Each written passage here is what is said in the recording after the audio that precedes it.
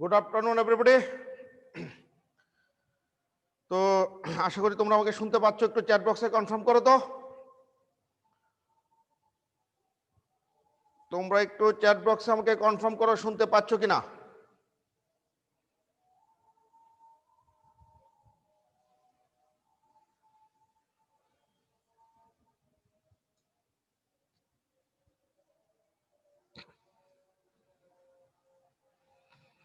একটু চ্যাট বক্সে আমাকে কনফার্ম করো শুনতে পাচ্ছ কিনা।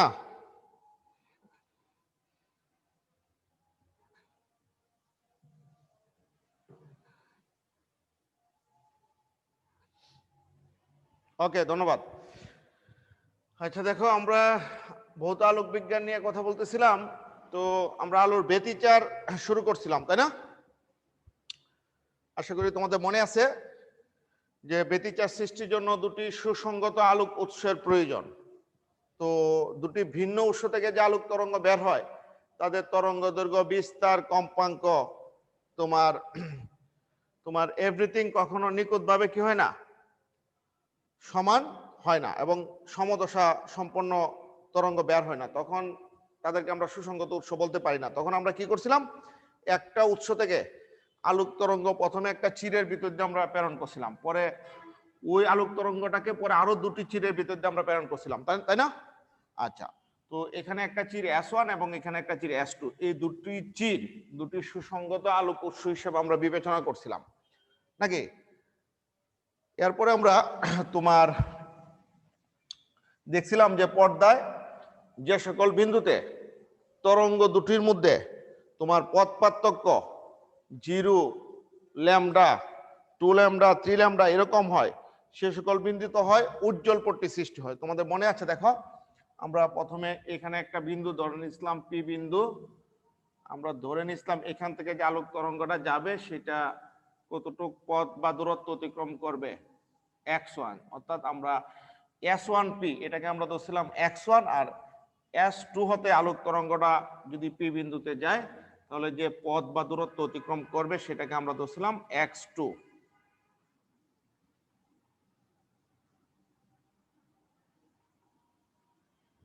আচ্ছা, এটাকে আমরা ধরছিলাম x2,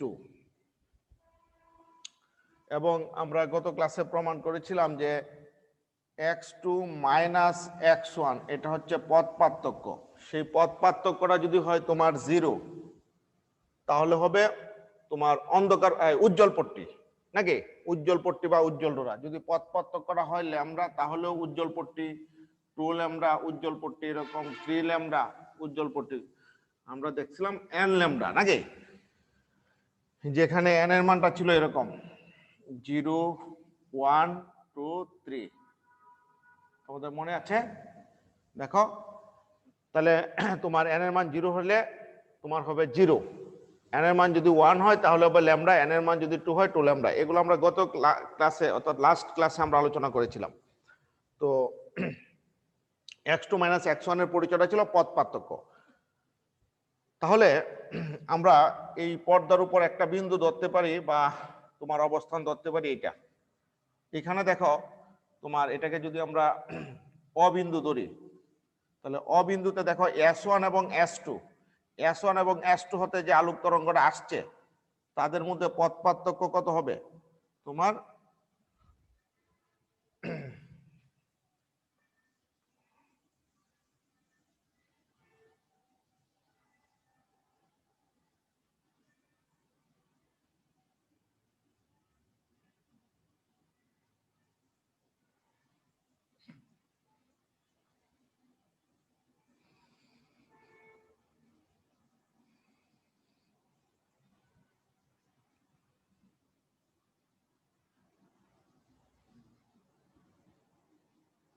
এটুকু আমরা ধরছিলাম x2, এখান থেকে যেটা আসবে সেটাকে যদি আমরা x1 ধরি, আর এখান থেকে যেটা যাবে সেটাকে যদি আমরা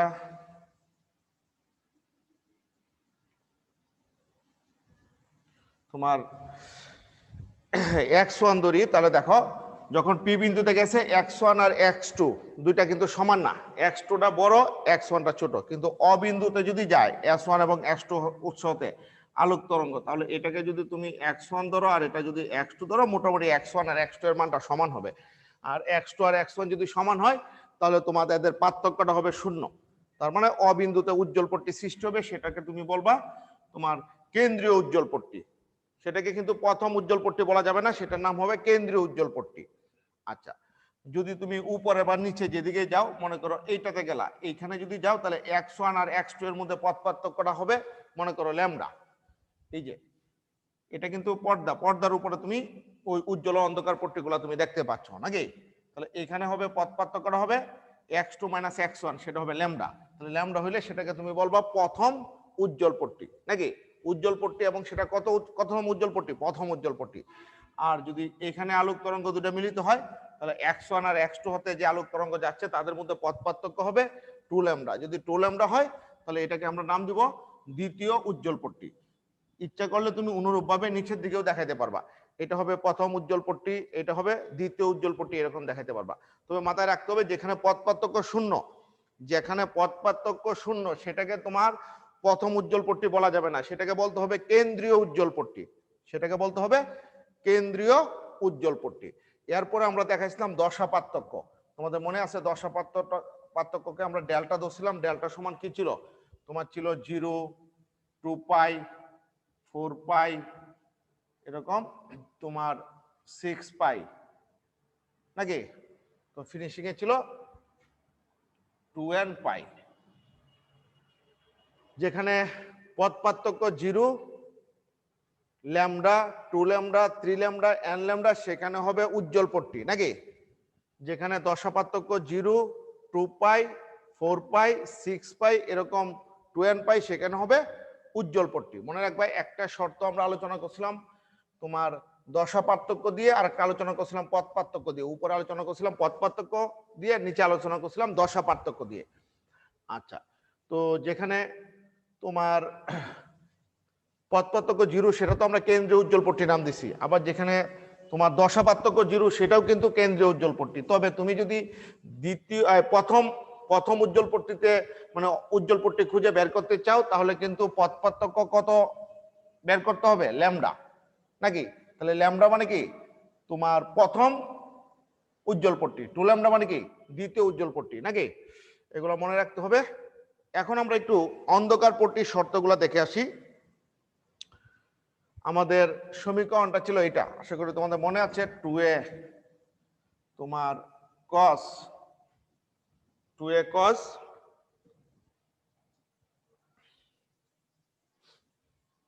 2 pi by lambda x2 minus x1, 2a cos 2 pi by lambda x2 minus x1, x2 minus x1 divided by 2 equal to 0। এটা ছিল, এটা 0 বলা যাবে না, এটা তোমার ছিল a, এটা ছিল a, এটা হচ্ছে মূল সমীকরণটা। আমরা যখন তোমার উজ্জ্বল পট্টি সৃষ্টির শর্তগুলো আমরা বের করছিলাম তখন কিন্তু আমরা এখানে লিখে নিছিলাম গঠনমূলক ব্যতিচার। তোমাদের মনে আছে গঠনমূলক ব্যতিচার।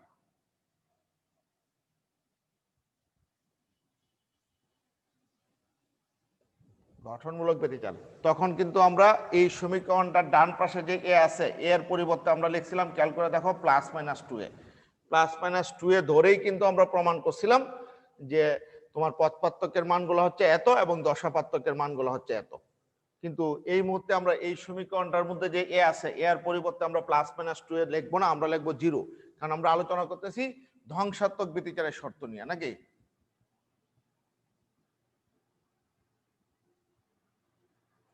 ধ্বংসাত্মক ব্যতিচারের শর্ত নিয়ে আলোচনা করতেছি। আর আমরা জানি যে এখানে ধ্বংসাত্মক ব্যতিচার সৃষ্টি হয় সেখানে তোমার তরঙ্গ দুটা বিপরীত দশায় মিলিত হবে। সেখানে যদি বিপরীত দশায় মিলিত হয় সেখানে কোনো আলোক থাকবে না, অর্থাৎ অন্ধকার অঞ্চলের সৃষ্টি হবে বা অন্ধকার পট্টির সৃষ্টি হবে নাকি?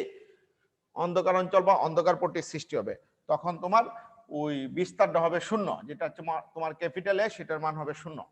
তাহলে আসো 2a cos 2 pi by lambda তোমার x2 minus x1/2 equal to এর পরিবর্তে আমরা লিখবো 0। খেয়াল করে দেখো, যখন আমরা গঠনমূলক ব্যতিচার আলোচনা করছিলাম তখন এই এর পরিবর্তে লিখছিলাম +-2a, আর এখানে ধরলাম 0। আচ্ছা, তো যদি আমরা 2a দিয়ে ভাগ করি ডান পাশে, তাহলে আবার 0ই হবে নাকি? তাহলে আমরা 2a বাদ দিতে পারি, কারণ 0কে ভাগ করলে 0ই হবে। এখন দেখো, এইখানে 2 আছে, এখানে 2 আছে, তাহলে আমরা এই 2 আর এই 2 বাদ দিয়ে দিতে পারি। তাহলে থাকবে কত? x2 minus x1। একটু ছোট করে নিলাম। এখন আসো cos pi by lambda x2 minus x1 equal to cos 0। cos কত ডিগ্রির মান 0? তোমার cos 90 মানে কত? Pi by 2। cos 3 pi by 2 এটার মানও 0। cos 5 পাই বাই 2 এটার মানও 0। এরকম করতে করতে লিখতে পারবা cos 2n minus 1 pi by 2। আমাদের বইয়ে কিন্তু 2n প্লাস 1 ধরছে, আমরা মাইনাস 1 ধরছি। অবশ্যই মাইনাস 1 ধরলে একটা এক্সট্রা সুবিধা আছে, একটু পরে বুঝতে পারবা। দেখো 2n মাইনাস 1 লিখছি, তাহলে 2n মাইনাস 1 এটাও কিন্তু বিজোড় সংখ্যা, 2n প্লাস 1 এটাও কিন্তু বিজোড় সংখ্যা নাকি? আচ্ছা, 2n প্লাস 1 ধরলে তোমাকে শুরু করতে হবে n এর মানটা 0 থেকে। আচ্ছা, 0 থেকে শুরু করলে অসুবিধাটা কি একটু পরে বুঝতে পারবা। দেখো, আমি যেহেতু 2n মাইনাস 1 থেকে শুরু করছি, দেখো 2n মাইনাস 1 পাই বাই 2 ধরছি, তাহলে আমরা এখানে লিখবো তোমার n এর মান 1 2 3 এরকম বাড়তেই থাকবে। আমি আবার বলতেছি, তুমি যদি এখানে লিখতা 2n প্লাস 1, তাহলে তোমার n এর মান শুরু করতে হবে 0 থেকে, কিন্তু আমি লিখছি 2n মাইনাস 1 এবং n এর মান শুরু করছি 1 থেকে। তাহলে 2n প্লাস 1 লিখে n এর মান 1 দিয়ে শুরু করলে বা 1 থেকে শুরু করলে সুবিধাটা কি কয়েক মিনিটের মধ্যে বুঝতে পারবা। তো দেখো, আমরা জানি বাম পাশের অংশটা পৃথক পৃথক ভাবে ডান পাশের প্রত্যেকটা সমান। তাহলে আমরা এখানে pi by lambda x2 minus x1 equal to, এখানে কত লিখতে পারবো? Pi by 2 3 pi by 2 5 pi by 2 এরকম যেতে যেতে কত লিখতে পারবো? তোমার 2n মাইনাস 1 পাই বাই 2। আচ্ছা, এখন যদি আমরা x2 মাইনাস x1 বের করতে চাই, তাহলে দেখো প্রথমে এইটার সাথে এটা চিন্তা করতে হবে। তাহলে পাই পাই বিদায় হয়ে যাবে, ক্যান্সেল হয়ে যাবে, ল্যামডাটা উপরে যাবে, থাকবে 2। তাহলে থাকবে কত? Lambda by 2। এরপরের ডাট কত থাকবে? দেখো, পাই এই পায়ের সাথে ক্যান্সেল হয়ে যাবে, ল্যামডা উপরে যাবে, থাকবে কত? 3 ল্যামডা বাই 2। 3 lambda by 2। এরপরে থাকবে 5 ল্যামডা বাই 2। এরকম করলে 2n মাইনাস 1 ল্যামডা বাই 2। তুমি দেখো, n এর মান যদি 1 বসাও তাহলে হচ্ছে 2n মাইনাস 1 মানে কত? 2 ইন্টু 1 2, 2 মাইনাস 1 মানে কত? তোমার 1, তাহলে পাই বাই 2 প্রথমটা আসতেছে। যদি 2 বসাও তাহলে 4, 4 মাইনাস 1 তাহলে 3 পাই বাই 2 নাকি? এখানে বসাও n এর মান 1, তাহলে আসবে কত? তোমার 2 মাইনাস 1 তার মানে কত? Lambda by 2। আর যদি 2 বসাও 4 মাইনাস 1 3 ল্যামডা বাই 2 এরকম আসবে। আচ্ছা, এখন n এর মান তোমার 1 থেকে শুরু করছি, n এর মান 1 থেকে যেহেতু শুরু করছি এই জন্যই আমরা 2n প্লাস 1 নিয়ে 2n প্লাস 1 না নিয়ে 2n মাইনাস 1টা নিছি। তাহলে সুবিধাটা কি দেখো, যদি তুমি n এর মানটা 0 থেকে শুরু করতা তাহলে এখানে 2n প্লাস 1 নিতা। নিলে কি অসুবিধাটা হইতো? তোমার যেখানে তোমার পথ পার্থক্য এই যে x2 মাইনাস x1 সেই পথ পার্থক্যটা ল্যামডা বাই 2 আসতো নাকি? সেটা কিন্তু আসতো n এর মান 0-র জন্য। অর্থাৎ তুমি যদি এইখানে একটু খেয়াল করে দেখো, যদি নিতা 2n প্লাস 1 তাহলে কিন্তু n এর মান 0 থেকে শুরু করতা, n এর মান 0 থেকে শুরু করতা নাকি? n এর মান যদি 0 ধরতা তাহলে আসতো ল্যামডা বাই 2। তখন কিন্তু তুমি বলতা যে n এর মান 0 হইলে পথ পার্থক্য ল্যামডা বাই 2 এবং সেটা হচ্ছে প্রথম অন্ধকার পট্টি। তাহলে n এর মান 0-র জন্য তুমি পথ পার্থক্য পাইতেছো ল্যামডা বাই 2 এবং সেটাকে বলতেছো প্রথম অন্ধকার পট্টি। কিন্তু তুমি যদি এখানে মাইনাস নেও, এখানে মাইনাস নেও, তাহলে তুমি n এর মানটা শুরু করতে পারতেছো কত থেকে? 1 থেকে। আর যখন n এর মান 1 বসাইছো তখন পাইছো ল্যামডা বাই 2 আর সেটাকে বলতে পারতেছো প্রথম অন্ধকার পট্টি। তাহলে সুবিধাটা কি? n এর মান 1 তুমি পাইছো প্রথম অন্ধকার পট্টি, আর তুমি যদি এখানে 2n প্লাস 1 নিতা তাহলে n এর মান 0 প্রথম অন্ধকার পট্টি, n এর মান 1 দ্বিতীয় অন্ধকার পট্টি। তাহলে বিষয়টা একটু দেখো, তোমার মনে রাখার জন্য একটু অসুবিধা হয়ে দাঁড়াইতো। এখানে কি সুবিধা হইতেছে? n এর মান যত তততম অন্ধকার পট্টি। যদি n এর মান তুমি 1 বসাও প্রথম অন্ধকার পট্টি, n এর মান যদি 3 বসাও তাহলে তুমি তৃতীয় অন্ধকার পট্টি পাইবা। আর যদি তুমি n এর মানটা 0 থেকে শুরু করতা, এখানে 2n প্লাস 1 নিতা, তাহলে n এর মান যদি 3 বসাইতা তাহলে তোমাকে বলা লাগতো চতুর্থ অন্ধকার পট্টি। একটু চ্যাট বক্সে কনফার্ম করো তো বিষয়টা বুঝতে পারছো কিনা তোমরা। n এর মান 0 থেকে শুরু করলে তোমাকে নিতে হবে 2n + 1, আর আমি 1 থেকে শুরু করছি, নিছি 2n - 1। একটু চ্যাট বক্সে কনফার্ম করো প্লিজ, সবাই একটু মতবাদ দাও। আচ্ছা, একটু সকলেই চ্যাট বক্সে কনফার্ম করো। এখানে সুবিধাটা কি হইতেছে, তুমি n এর মান যত নিবা তত তোমার অন্ধকার পট্টি পাবা নাকি। তাহলে n এর মান যদি 1 নাও λ/2 পাইবা পথ পার্থক্য, এটা হবে প্রথম অন্ধকার পট্টি। n এর মান যদি 2 নাও তাহলে পথ পার্থক্য পাইবা 3 λ/2। আর যদি তুমি 0 থেকে শুরু করতে তাহলে তো অসুবিধা কি বলছেই। আচ্ছা আবির বলো। স্যার এখানে যে সমীকরণের প্রমাণের সময় এর পরিবর্তে 0 ধরা হয়েছে, ওইটা কেন স্যার? এই জায়গায় কেন 0 ধরছিলাম নাকি? জি স্যার। আচ্ছা, তো মনোযোগ দাও, আমি অ্যান্সারটা দিচ্ছি। তুমি যখন ধ্বংসাত্মক ব্যতিচার নিয়ে আলোচনা করবা, দেখো ধ্বংসাত্মক ব্যতিচার তখন একটার প্রভাবকে আর একটার প্রভাব নষ্ট করে দিবে, তখন ওই জায়গায় বিস্তারটা শূন্য হবে। এখানে দেখো এর পরিবর্তে 0 লিখছি। যখন গঠনমূলক ব্যতিচার নিয়ে আলোচনা করছিলাম তখন এই এর পরিবর্তে কিন্তু +-2 এ ধরছিলাম। আমরা গত ক্লাসে যখন তোমার ওই মূল সমীকরণগুলা লিখছিলাম, দেখবা পৃথক পৃথক সমীকরণগুলোর জন্য বিস্তার ছিল স্মল এ, বিস্তার ছিল স্মল এ। তখন একটু খেয়াল করতে হবে, গত ক্লাসটা তোমার একটু দেখতে হবে। তখন ওই দুটি তরঙ্গ যদি সমদশায় উপরিপাতিত হয় তাহলে বিস্তার হয়ে যাবে কোনো কোনো জায়গায় একটার জন্য যে বিস্তার তার দ্বিগুণ, অর্থাৎ 2a +2a অথবা -2a।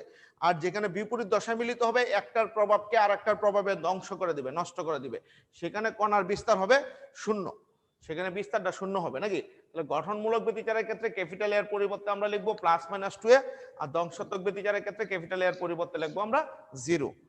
কি আবির বুঝা গেছে বিষয়টা? জি স্যার বুঝছি। আচ্ছা, তো আমাদেরকে তোমার এটা মনে রাখতে হবে, তাহলে যে সকল বিন্দুতে তরঙ্গ দুটির উপরিপাতনের ফলে পর্দার উপর যে সকল বিন্দুতে পথ পার্থক্য λ/2, 3 λ/2, 5 λ/2 এরকম হবে, সেই সকল বিন্দুতে কি পট্টি সৃষ্টি হবে? অন্ধকার পট্টি সৃষ্টি হবে বা অন্ধকার ডোরা সৃষ্টি হবে, যেগুলোকে তুমি চাইলে অবম বলতে পারবা নাকি। আর তোমরা যদি একটু কষ্ট করে বইয়েরটা চেঞ্জ করে 2n - 1 নাও তাহলে তোমাদের মনে রাখতে সুবিধা হবে। একটু চিন্তা করে দাও, তোমাদের মনে রাখতে অনেক সুবিধা হবে, কারণ n এর মান যত বসাবা তত তোমার অন্ধকার পট্টি খুঁজে পাইবা নাকি। আচ্ছা, এবার আমরা একটু এখান থেকে তোমার দশা পার্থক্যটা বের করার চেষ্টা করি নাকি। তাহলে আমরা দেখো দশা পার্থক্য বের করার চেষ্টা করি। আমরা অলরেডি দশা পার্থক্যের একটা তোমার সমীকরণ আমরা জানি, এই জায়গাটা একটু মুছে দেই, এটা লাগবে না। তোমার দেখো আমরা কিন্তু নিচে আলোচনা করতেছি ধ্বংসাত্মক ব্যতিচার নিয়ে নাকি। তো দশা পার্থক্যটা কিরকম ছিল?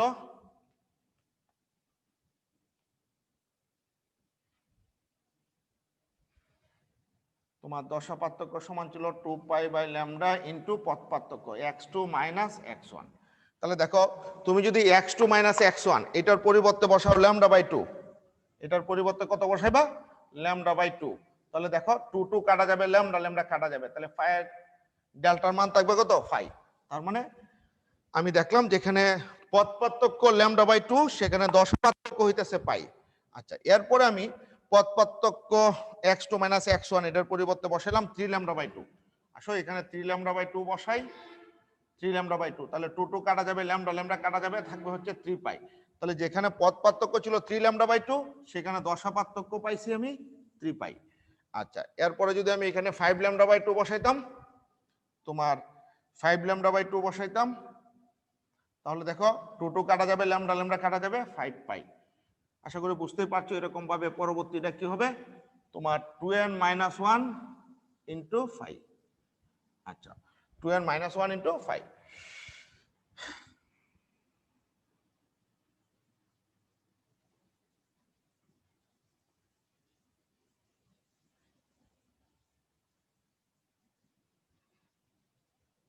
তাহলে তোমাকে মনে রাখতে হবে, দেখো উপরে আমি গঠনমূলক ব্যতিচারের ক্ষেত্রে পথ পার্থক্য দশা পার্থক্যের মানগুলা লিখে রাখছি, অর্থাৎ কোন কোন জায়গাগুলোতে তোমার গঠনমূলক ব্যতিচার সৃষ্টি হবে। যেখানে পথ পার্থক্য 0, λ, 2 λ, 3 λ, n λ, সেখানে গঠনমূলক বা উজ্জ্বল পট্টি বা উজ্জ্বল ডোরা। আর নিচে আমি দশা পার্থক্য কত কত হইলে বা কিরকম হইলে গঠনমূলক ব্যতিচার বা উজ্জ্বল পট্টি সৃষ্টি হবে সেটাও লিখে রাখছি গঠনমূলক ব্যতিচারের ক্ষেত্রে বা উজ্জ্বল পট্টি সৃষ্টির ক্ষেত্রে। আর নিচে লিখে রাখছি ধ্বংসাত্মক ব্যতিচারের ক্ষেত্রে। এগুলো তোমরা স্পষ্ট দেখতে পারতেছো। তো এইগুলা তোমাকে মনে রাখতে হবে। তবে এখন তুমি বলতে পারো স্যার এইগুলা মান এতগুলা মান কি মনে থাকবে? আমি বলবো এতগুলা মনে রাখার দরকার নাই। তুমি যেটা করবা শুধু মনে রাখবা যে ঘটনমূলক ব্যতিচারের ক্ষেত্রে তুমি মনে রাখবা উজ্জ্বল পট্টি বা উজ্জ্বল ডোরা সৃষ্টি হবে বা গঠনমূলক ব্যতিচার সৃষ্টি হবে পথ পার্থক্য x2 - x1 সমান যদি n ল্যামডা হয় আর n এর মান 0 থেকে। n এর মান কত থেকে? 0 থেকে। এইটুকু মনে রাখলেই তোমার চলবে। আর দশা পার্থক্য তোমার ডেল্টা ইকুয়াল টু কত? 2n পাই। দুই ক্ষেত্রে তুমি শুধু মনে রাখবা n এর মান কত থেকে? 0 থেকে শুরু হইছে, 1 2 3 এরকম। তবে n এর মান যেখানে 0 হবে সেখানে দেখো x2 - x1 সমান হবে 0, তোমার ডেল্টার মানও হবে 0। তবে সেটাকে কিন্তু প্রথম উজ্জ্বল পট্টি বলা যাবে না, আমি আগেও বলছি। সেটাকে অবশ্যই বলতে হবে কেন্দ্রীয় উজ্জ্বল পট্টি বা কেন্দ্রীয় চরম। n এর মান 1 হলে সেটাকে প্রথম উজ্জ্বল পট্টি বলবা। তাহলে এইটুক মনে রাখলেই তুমি তুমি বিভিন্ন প্রবলেম কি করতে পারবা? সলভ করতে পারবা। এইবার আসো তোমার ধ্বংসাত্মক ব্যতিচারের ক্ষেত্রে কি মনে রাখবা নাকি? ধ্বংসাত্মক ব্যতিচারের ক্ষেত্রে তোমার এতগুলা মনে রাখার দরকার নাই। তুমি শুধু এইটুক মনে রাখবা। দেখো আমি এখানে দেখাচ্ছি তোমার x2 - x1 ইকুয়াল টু তুমি মনে রাখবা 2n - 1 ল্যামডা বাই 2, এটা মনে রাখবা। আর ডেল্টা সমান মনে রাখবা 2n - 1 ইন্টু পাই। কারণ এইটুক মনে রাখলে তুমি বাকিগুলো এমনি বের করতে পারবা। তবে এখানে n এর মান শুরু হয়েছে 1 থেকে। অবশ্যই তোমাকে মনে রাখতে হবে এখানে n এর মান শুরু হয়েছে 1 থেকে, 1 2 3 এরকম। n এর মান 1 হলে প্রথম অন্ধকার পট্টি, n এর মান 2 হলে দ্বিতীয় অন্ধকার পট্টি। উপরের গুলো হচ্ছে তোমার দশা পার্থক্য, পথ পার্থক্য, আর নিচের গুলো হচ্ছে দশা পার্থক্য নাকি? এইটুক মনে রাখলেই তোমার চলবে। তাহলে আমরা ইয়ং এর দ্বিচির পরীক্ষা আমরা অলরেডি কমপ্লিট করলাম যে তোমার কোন কোন জায়গাগুলোতে গঠনমূলক ব্যতিচার সৃষ্টি হবে, কোন কোন জায়গাগুলোতে ধ্বংসাত্মক ব্যতিচার সৃষ্টি হবে নাকি, এবং সেটা কততম তোমার উজ্জ্বল পট্টি বা কততম অন্ধকার পট্টি সেগুলো আমরা খুঁজে বের করতে পারবো। আচ্ছা, এখন তোমার যেটা জানতে হবে সেটা হচ্ছে ডুরার প্রস্থ ও ডুরার ব্যবধান।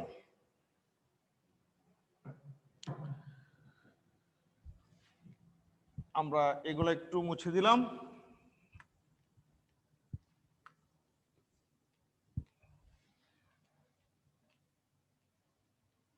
আচ্ছা, এটাও আমার কোনো কাজে লাগবে না, এই অংশটাও আমরা মুছে দিলাম।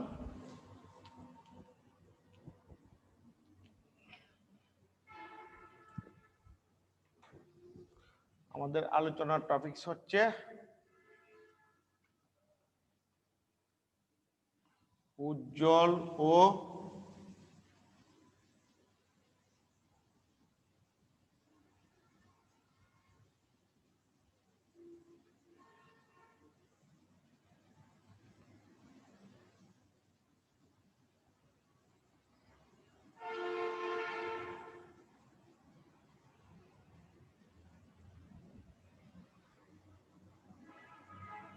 উজ্জ্বল ও অন্ধকার ডোরার প্রস্থ ও ব্যবধান, এই জিনিসটা আমরা একটু শিখবো। উজ্জ্বল ও অন্ধকার ডোরার প্রস্থ ও ব্যবধান। আচ্ছা, তো আসো আমরা একটু জানার চেষ্টা করি। আগে একটু আমরা কোন জায়গায় তোমার তোমার উজ্জ্বল ও অন্ধকার ডোরার ক্ষেত্রে কতটুকু ডোরার ব্যবধান ও ডোরার প্রস্থ বলা হয় সেটা একটু জেনে নিই। দেখো, যে কোনো একটা তোমার উজ্জ্বল ডোরা বা যে কোনো একটা অন্ধকার ডোরার পুরুত্বটাই হচ্ছে তোমার ডোরার প্রস্থ। যেমন দেখো এতটুকরে, দেখো এতটুকরে তুমি কি বলবা? ডোরার প্রস্থ। আবার তুমি একটা অন্ধকার ডোরা নিয়ে যদি কাজ করো তাহলে এটাকেও তুমি ডোরার প্রস্থ বলতে পারবা। আবার তুমি একটা উজ্জ্বল ডোরার কেন্দ্র থেকে একটা অন্ধকার ডোরার কেন্দ্র পর্যন্ত দূরত্বটাকেও তুমি কি বলতে পারবা? ডোরার প্রস্থ বলতে পারবা। তাহলে আবার দেখো, এখানে একটা উজ্জ্বল ডোরার কেন্দ্র, এখানে একটা অন্ধকার ডোরার কেন্দ্র, এই দুই কেন্দ্রের মাঝখানের দূরত্বটাকে তুমি কি বলতেছো?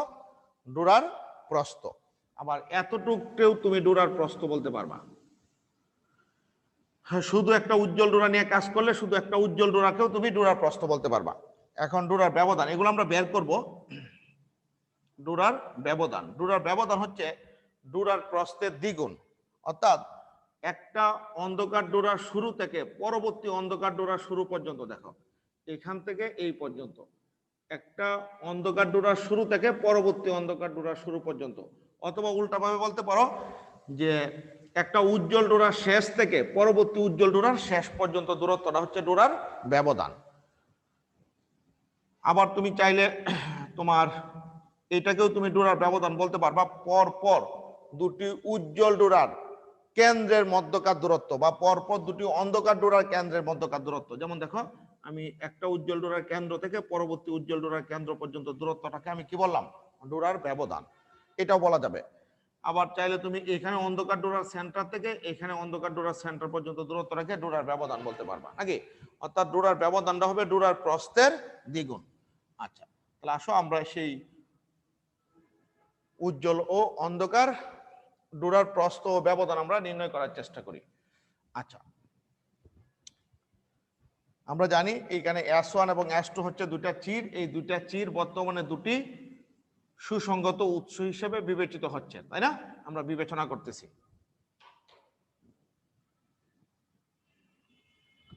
আচ্ছা, আমরা ধরে নিলাম এই চির দুটির মধ্যকার দূরত্ব হচ্ছে তোমার এই যে চির S1 এবং S2, এই চির দুটির মধ্যকার দূরত্ব হচ্ছে স্মল a। S1 এবং S2 চির দুটির মধ্যকার দূরত্ব হচ্ছে স্মল a, এবং চির হতে পর্দার দূরত্ব, যেখানে উজ্জ্বল ও অন্ধকার ডোরাগুলা সৃষ্টি হইতেছে, সেই পর্দার দূরত্ব হচ্ছে d। এইটুক হচ্ছে d।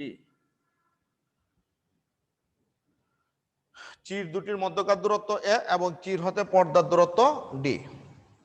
আচ্ছা, তো এই চির দুটো আমি যতটুকু দূরে দেখাইছি, বাস্তবে এত দূরে না, এরা খুব কাছাকাছি অবস্থান করে। এবং পর্দার উপরে আমি তোমার যে কেন্দ্রীয় উজ্জ্বল পট্টি আছে, সেই কেন্দ্রীয় উজ্জ্বল পট্টিটাকে আমি অ দিয়ে প্রকাশ করছি। তাহলে দেখো, কেন্দ্রীয় উজ্জ্বল পট্টি যদি অ হয়, তাহলে তোমার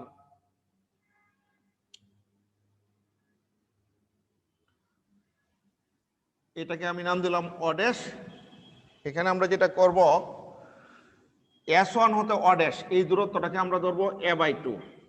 a/2, কারণ এই সম্পূর্ণটা যদি হয় a, আর অ ড্যাশটা যদি S1 আর S2 এর মাঝখানে থাকে, তাহলে এটাকে ধরবো a/2, তাহলে এটাও হবে a/2।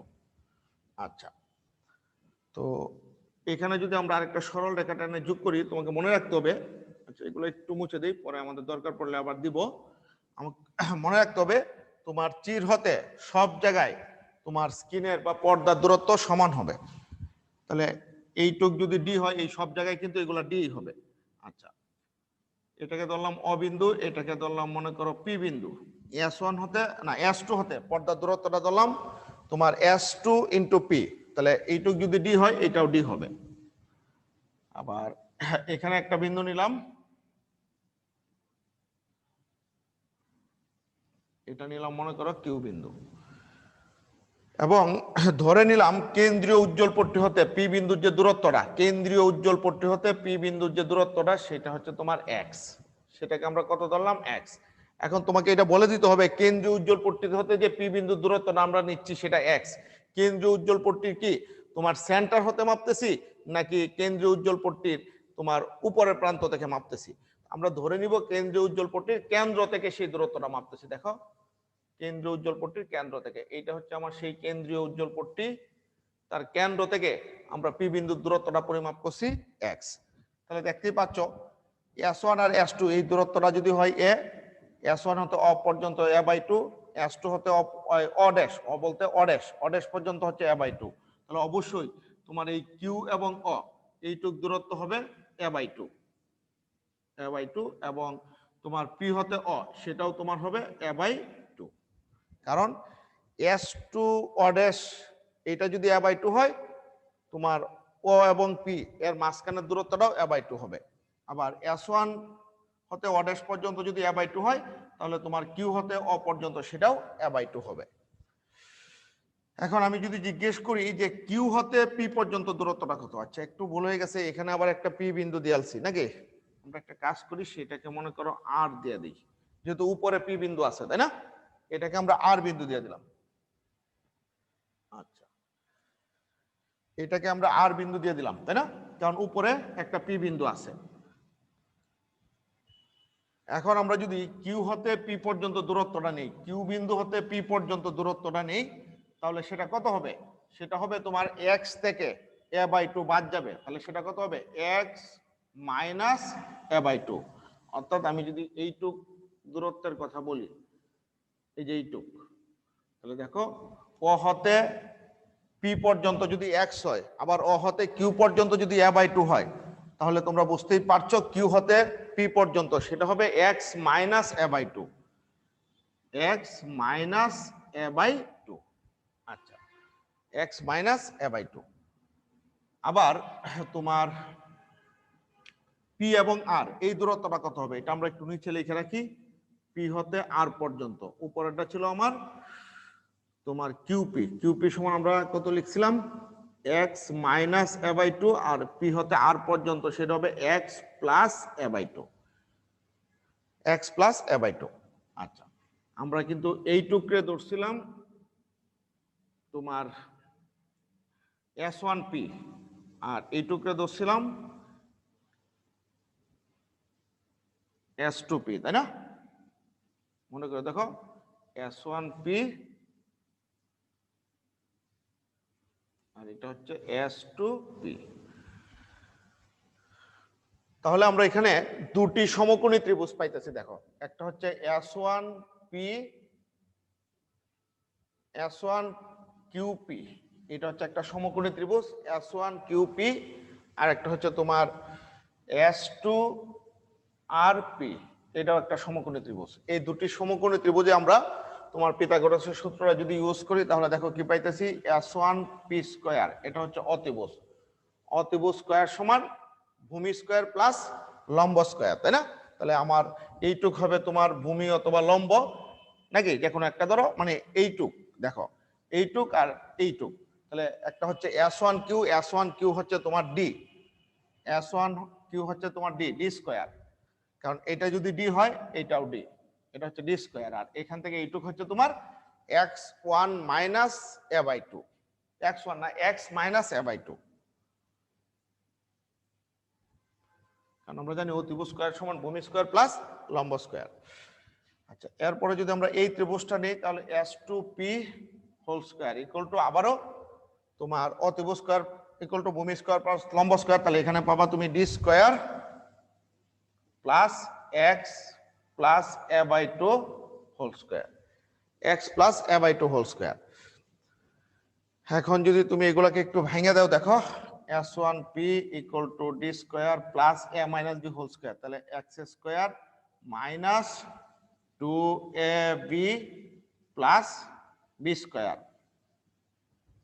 এরকম পাইবা নাকি? আচ্ছা, এটাকে তুমি আরেকটু সাজায় লিখলে এভাবে লিখতে পারো, D square plus x square minus two তো কাটা যাবে, টু টু কাটা যাবে, এক্স এ নাকি a square by four, a square by four. আর এটার মধ্যে যদি সূত্রটা ব্যবহার করো তাহলে কিরকম হইতেছে? এস টু পি,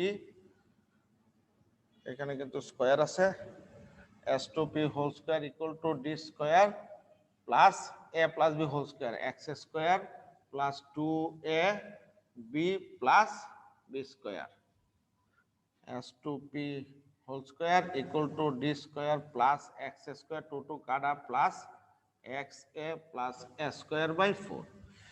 আচ্ছা, এখন যদি আমরা S two P whole square minus S one P whole square, তুমি এটার মধ্যে ব্র্যাকেট দিয়েও লিখতে পারো, এটা কিন্তু S one into P square বোঝাচ্ছে না, এস টু পি বা S one P whole square এরকম বোঝাইতেছে। তাহলে তুমি কি লিখবা? এইটা থেকে এটা বিয়োগ করতেছো নাকি?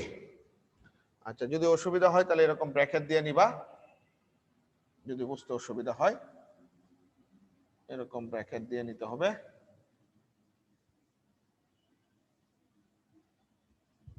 আচ্ছা,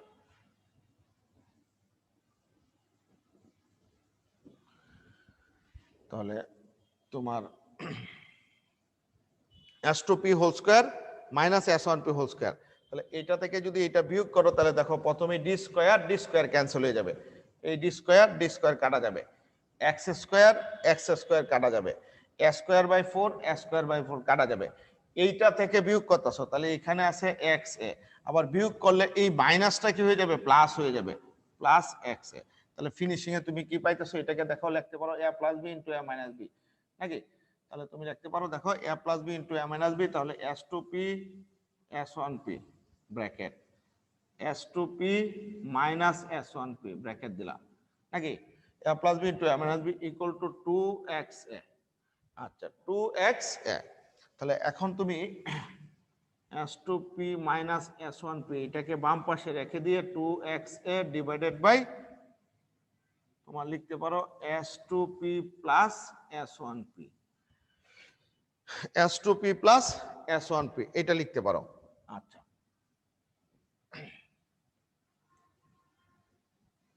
S two P minus S one P equal to two x A divided by S two P plus S one P. এখন দেখো, এই যে আমরা বলতেছি পর্দার উপরে উজ্জ্বল ও অন্ধকার পট্টিগুলা সৃষ্টি হচ্ছে, এই যে স্কিন বা পর্দার উপরে উজ্জ্বল ও অন্ধকার পট্টিগুলা সৃষ্টি হচ্ছে, সেই উজ্জ্বল ও অন্ধকার পট্টির প্রস্থ আমরা বের করব এবং ব্যবধান বের করব, সেগুলা খুবই ক্ষুদ্র। দেখবা তোমার 1 ন্যানোমিটার জায়গার মধ্যে অনেকগুলা উজ্জ্বল অন্ধকার পট্টি সৃষ্টি হবে, 2 মিলিমিটার জায়গার মধ্যে অনেকগুলা উজ্জ্বল অন্ধকার পট্টি সৃষ্টি হবে। অর্থাৎ আমরা বোঝানোর চেষ্টা করতেছি যে অবিন্দু হতে পি বিন্দুর দূরত্বটা কিন্তু অনেক বেশি না, অত্যন্ত ক্ষুদ্র। অর্থাৎ তোমার পি বিন্দুরা অবিন্দুর খুব কাছাকাছি থাকবে। তাহলে দেখো, পি বিন্দুরা যদি অবিন্দুর খুব কাছাকাছি চলে আসে, অর্থাৎ পি বিন্দুরা যদি আস্তে আস্তে এই জায়গায় বা এই জায়গায় অনেক কাছে চলে আসে, তাহলে তোমার এই চির হতে পি বিন্দুর দূরত্ব তোমার, সেটাকে আমরা তোমার যে ধরছিলাম এক্স ওয়ান পি এবং তোমার এক্স টু পি, সেগুলাকে আমরা ধরতে পারবো যে সমান, এবং সেই সমান দূরত্বটাকে আমরা ডি ধরতে পারবো। অর্থাৎ আমি বলতে চাচ্ছি, ধরো পি বিন্দুটা যদি খুব কাছে থাকে, ধরো এই জায়গায় থাকে পি বিন্দুটা, নাকি? পি বিন্দুটা যদি অবিন্দুর খুব কাছে থাকে, তাহলে দেখো আমরা যে এস ওয়ান এবং S two, S one P এবং এস টু পি, এই মানগুলাকে আমরা কি ধরতে পারবো, সমান ধরতে পারবো। তবে বাস্তবে একেবারে সমান হয় না, কিন্তু গাণিতিকভাবে আমরা হিসেবটা বোঝানোর জন্য বা এটা সলভ করার জন্য আমরা সমান ধরে নিতে পারবো। এস ওয়ান পি যেই কথা, এস টু পি একই কথা আমরা ধরে নিতে পারবো। কিন্তু সেটা কিন্তু শুধু আমরা বাম পাশে ডান পাশে ইউজ করবো, বাম পাশে ইউজ করতে পারবো না, এই জায়গায় আমরা ব্যবহার করতে পারবো না। এই জায়গায় ব্যবহার করলে তো এটা জিরো হয়ে যাবে, নাকি? আমাদের টার্গেট হচ্ছে একটা জিনিস যেটা প্র্যাকটিক্যালি ঘটে, সেটা গাণিতিকভাবে বোঝানোর উদ্দেশ্যে আমরা সেই কাজটা করতেছি, নাকি? এখানে আমরা যতই বলতেছি এস ওয়ান পি আর এস টু পি সমান হয়ে যাবে, একেবারে নিখুঁতভাবে সমান হবে না। নিখুঁতভাবে সমান হলে তো তোমার এই বাম পাশে জিরো চলে আসবে, কিন্তু এই জায়গায় আমরা এটা করবো না, শুধু ডান পাশে বুঝাইবো, আমরা এই জিনিসটা বসাবো। আবার এস ওয়ান পি আর এস টু পি যদি সমান হয়, সেটাকে আমরা ডি এর সমান ধরতে পারবো। যদি ডি এর সমান ধরি, তাহলে দেখো S one P S two P প্রত্যেকটাই ডি, তাহলে মিললে কত হবে, টু ডি। তাহলে এখান থেকে তুমি লিখতে পারো S two P minus S one P equal to X X A by D, X A by D. এটাকেই তোমার মনে রাখতে হবে, এটা খুব গুরুত্বপূর্ণ একটা ইকুয়েশন। এখান থেকে আমরা বের করব তোমার ডোরার প্রস্থ, ডোরার ব্যবধান এবং এক্স এর মানটা আমরা বের করব এই সূত্র থেকেই। আচ্ছা, আমাদের সময়টা একেবারে শেষ পর্যায়ে, তোমাদের কোনো কোয়েশ্চেন থাকলে একটু করো, আমরা আগামী ক্লাসে এই সমীকরণটা থেকে আলোচনাটা শুরু করব। তোমাদের কোনো কোয়েশ্চেন থাকলে একটু হ্যান্ড রেজ করো প্লিজ।